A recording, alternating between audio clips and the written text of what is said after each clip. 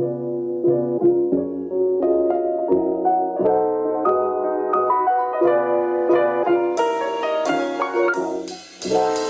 halo orang-orang sukses yang hobinya rebahan sambil nontonin alur cerita film. Terima kasih karena sudah klik video ini. Kali ini Underland Movie akan merangkum cerita film The Battle at Lake Changjin. Berdasarkan kisah nyata, film ini mengisahkan tentang pertempuran antara tentara Cina yang membantu Korea dengan mengirim pasukan perangnya untuk menolak agresi Amerika Serikat selama Perang Korea yang berlangsung di Danau Changjin pada tahun 1950. Bertepatan dengan itu, beberapa tentara Cina pun banyak yang gugur dengan kondisi musim dingin yang ekstrim. Namun dalam situasi yang sangat tidak menguntungkan itu, para prajurit bantuan Cina masih sanggup untuk membuat para tentara Amerika kewalahan. Bagaimana kisah selengkapnya? Mari kita simak bersama.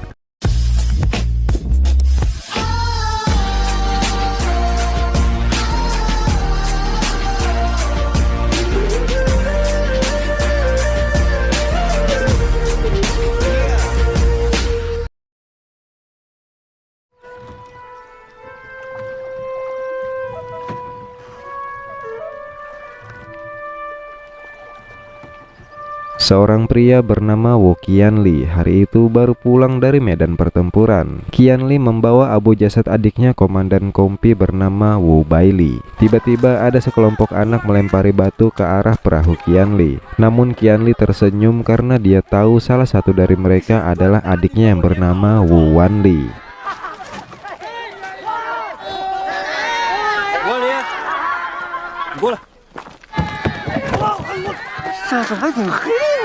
Qianli bertemu dengan orang tuanya menunjukkan abu jasad Baili di hadapan orang tuanya. Setelah itu mereka semua makan bersama dengan penuh rasa duka. Hari itu Qianli berjanji akan membangun tempat tinggal yang layak untuk orang tuanya karena dia telah mendapatkan jatah tanah dari pemerintah. Sudah cukup lama keluarga Qianli turun-temurun hidup di atas perairan. Sayangnya baru saja bertemu keluarganya, Qianli kembali dipanggil oleh markas kesatuan. Cuti Qianli dibatalkan karena ada perintah darurat yang mengharuskan dia kembali bertugas. Keesokan harinya ketika Qianli akan pergi kembali ke markas kesatuan, Wanli ingin ikut pergi bertempur bersama Qianli, tapi Qianli tidak mengizinkannya.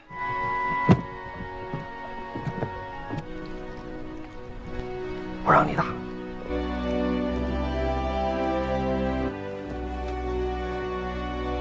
15 September 1950 di Incheon, Korea. Sejak 7 Juli, Jenderal MacArthur, pemimpin Angkatan Laut Amerika, menyatakan perang terhadap Korea Utara. Pesawat tempur Angkatan Udara Amerika membombardir seluruh medan musuh. Setelah itu, MacArthur berpidato di hadapan seluruh pasukannya. Mereka akan melintasi garis paralel 38 untuk menyerbu pasukan Korea. Dia berjanji akan menyelesaikan misi merebut kota Seoul dan seluruh wilayah Korea sebelum hari Thanksgiving tiba. God willing, it will be over by Thanksgiving. This will be a fast war. Beijing, 4 Oktober 1950. Mao Zedong, ketua rapat Republik Cina, mengadakan rapat untuk membahas pasukan Amerika yang mendarat di Incheon dan akan berkonvoi ke utara melintasi paralel 38.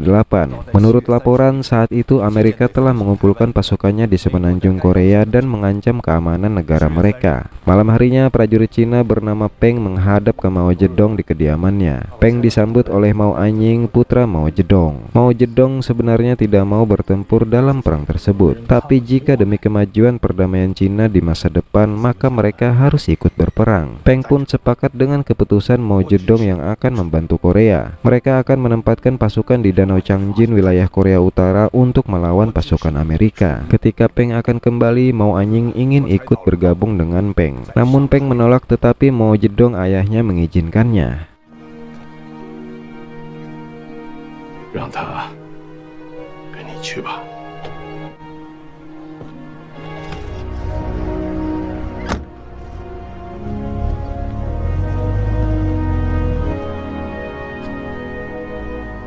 7 Oktober 1950, pasukan Amerika membombardir paralel 38.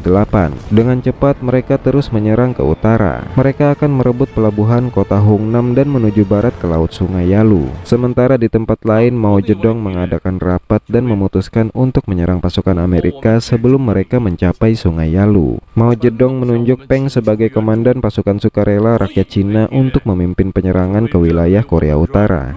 朝鲜的同志们向我们请求援助，率部出国作战。我宣布，任命彭德怀同志。 Setelah berhasil melewati paralel 38, MacArthur memerintahkan pasukannya untuk lanjut hingga ke Sungai Yalu. Di markas pasukan relawan Taeyudong, wakil komandan pasukan relawan Deng Hua melaporkan kalau Angkatan Laut Divisi 1 Amerika sudah siap mendarat di Wonsan. Mereka dipimpin oleh Jenderal Mayor Smith yang beranggotakan 25.000 tentara bersenjata berat. Tidak lama lagi mereka akan berkumpul di Danau Changjin. Mereka akan melakukan serangan dari dua arah. Peng memerintahkan Deng Hua untuk memberitahu Mao Zedong kalau dia akan menghadang pasukan Amerika di barat depan. Kemudian meminta Komisi Militer Pusat mengirimkan pasukan strategis untuk menghadang pasukan Amerika lainnya di timur depan di Danau Changjin. Mao Zedong pun memerintahkan Satuan 9 yang dikomandani oleh Song Silun untuk menjaga Danau Changjin. Sementara di markas Satuan 9, Komandan Song Silun berorasi di depan pasukannya. Song Silun mengobarkan semangat pasukannya untuk melawan pasukan Amerika di garis depan. 他妈的美帝国主义，妄图把战火，我们应该怎么办？对喽。 Setelah orasi selesai, Qianli yang merupakan komandan Kompi ke-7 bagian dari Satuan 9 terkejut melihat adiknya Wanli ikut bergabung padahal dia sudah melarangnya. Mereka akan diberangkatkan ke perbatasan Cina Korea dengan kereta api. Sesampainya di stasiun Jian timur perbatasan Cina, mereka berhenti sejenak untuk mengangkut peralatan berupa 20 radio transmitter dan seragam hangat. Misi utama mereka adalah membawa transmitter tersebut dan juru sandi ke Taeyudong dengan selamat. Ketika mereka menaikkan muatan ke kereta, pesawat pengintai Amerika melintas. Setelah itu mereka bergegas pergi melanjutkan perjalanan. Setelah melewati jembatan Sungai Yalu, kereta terpaksa berhenti karena ada perbaikan rel. Ketika sedang menunggu perbaikan rel selesai, tiba-tiba 3 pesawat pengebom Amerika datang menyerang mereka. Song Silun berlari dan berteriak pada pasukannya untuk segera mengambil semua peralatan dan memerintahkan seluruh pasukannya untuk berpencar dan berkumpul kembali di Danau Changjin.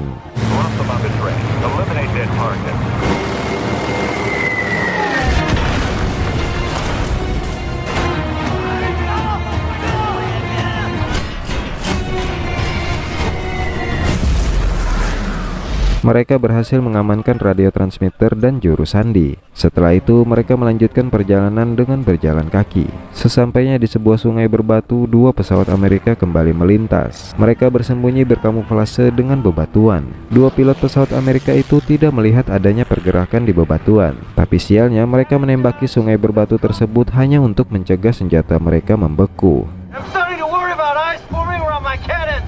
How about a gun run?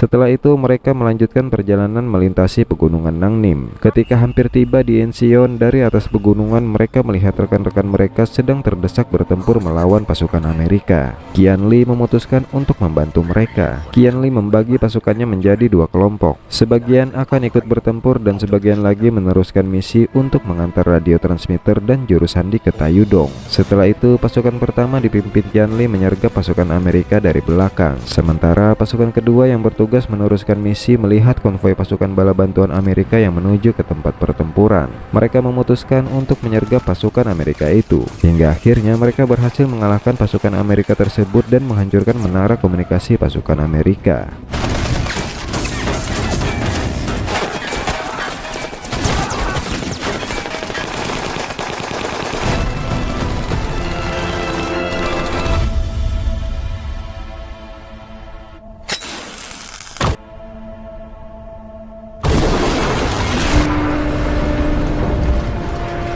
Setelah pertempuran itu, akhirnya mereka tiba di Taiyuudong dan disambut oleh perwira tinggi. Kemudian mereka beristirahat dan mengobati para tentara yang terluka. Mao Anying yang sudah berada di Taiyuudong menerima telegram dari pusat komando menyampaikan pada Qianli kalau timur dan barat depan akan memulai serangan umum bersama-sama untuk menyerbu Danau Changjin. Kompi 7 pasukan Qianli diperintahkan untuk pergi ke dataran tinggi 110 Danau Changjin. Tanpa menunggu lama, mereka pun langsung berangkat. Di markas Satuan 9 di garis depan Chengfangdong, Korea, Song Silun mengkhawatirkan kondisi tentaranya yang saat itu dalam perjalanan menuju Danau Changjin, karena musuh mereka tidak hanya Amerika saja, tapi juga cuaca dingin yang sangat ekstrim dengan suhu minus 31 derajat Celcius. Sementara itu, pihak Amerika akan mengirim pesawat untuk menghancurkan area Taiyuudong karena tiap kali mereka terbang di atas area itu, pilot mereka selalu melaporkan ada gangguan sinyal. Tidak lama kemudian, area Taiyuudong diserang dari udara oleh pihak Amerika. Peng yang sedang berada di tempat itu segera berlindung di bunker bersama yang lainnya. Sementara Mao Anying berlari kembali ke markas untuk mengambil satu peta yang tertinggal tepat ketika pesawat Amerika menjatuhkan bom ke area itu.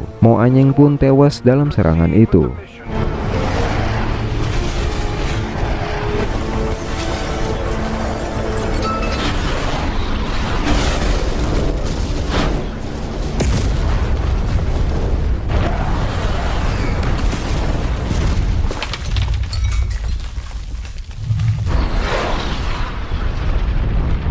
Peng memberikan penghormatan terakhir kepada Mao Anying. Peng berteriak pada Deng Hua untuk mempersiapkan serangan umum ke Danau Changjin pada 2 hari berikutnya. Peng juga menelpon Song Silun dan meminta untuk segera menyerang Amerika segencar-gencarnya. Kemudian Song Silun mengumpulkan seluruh komandan satuan di markas Chengfangdong. Mereka menyusun rencana dan strategi. Satuan 20 akan berpencar dan mengepung pasukan Amerika di Kotori, Yudamni, dan Hagaruri. Dan Satuan 27 akan menyerang Shinomni. 命令26军火速向长津湖挺进50公里。是。27号下午4点30分，发动总攻。是。 27 November 1950, Satuan 27 menyerbu Shinomni. Mereka menyerang pasukan Amerika segencar-gencarnya hingga akhirnya mereka berhasil menguasai Shinomni.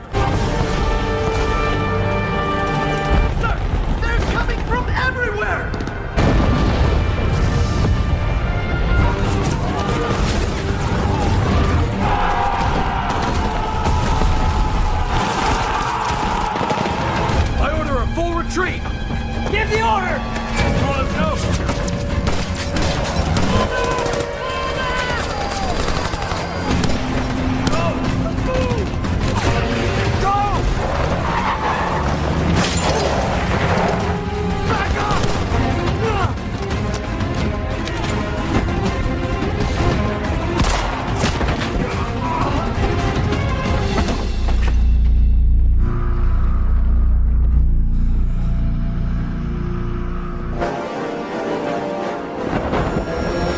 Kemudian pertempuran berlanjut ke bandara Hagaruri. Amerika akhirnya mundur besar-besaran. Amerika mundur ke dermaga Hungnam. Dalam perjalanan mereka menemukan mayat-mayat pasukan Cina yang membeku ketika menunggu untuk menyergap pasukan Amerika.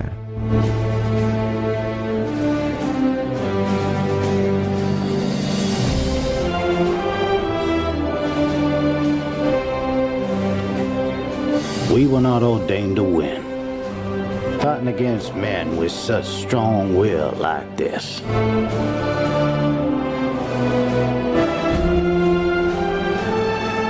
24 Desember 1950, 105.000 tentara Amerika Satuan 10 dievakuasi dari pelabuhan Hungnam. Pertempuran Danau Changjin memberikan contoh sempurna karena menumpas satu resimen bala bantuan Amerika. Selama perang melawan agresi Amerika dan membantu Korea, menyebabkan pasukan utama Amerika di timur depan melakukan tindakan mundur terbesar dalam sejarah Satuan Marinir. Selama pertempuran kedua dalam perang melawan agresi Amerika dan membantu Korea, Satuan 9 mencapai hasil strategis utama pada medan tempur utama. Saat bertindak dalam kerjasama dengan pasukan Korea di barat depan, para tentara Cina menghancurkan sepenuhnya kecongkakan rencana MacArthur untuk mengakhiri perang sebelum Natal dan mengirim kembali komando PBB dipimpin oleh Amerika dari Sungai Yalu ke sisi lain paralel 38. Pertempuran tersebut benar-benar membuat perang Korea seimbang dan meletakkan dasar kemenangan akhir perang melawan agresi Amerika dan membantu Korea. Lebih dari 197.000 rakyat Cina dengan heroik mengorbankan nyawa selama perang.